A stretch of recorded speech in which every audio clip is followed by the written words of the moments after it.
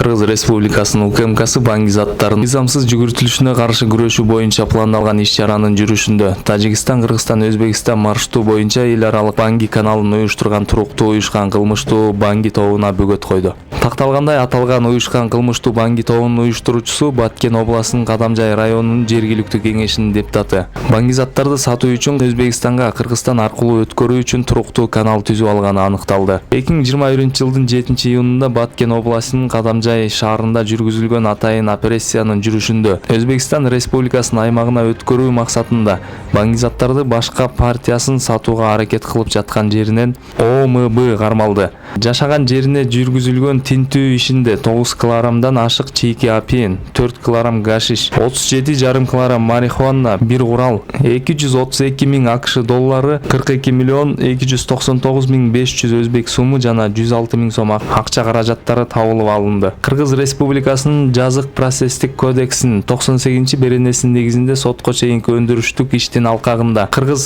Республикасынын кылмыш жаза кодексинин 267-беренеси боюнча кыргыз жарандары ОМБ, ОКМ жана ОКА кармалып, Баткен шаарынын ички иштер башкармалыгынын убактылуу кармоочу жайына киргизилди.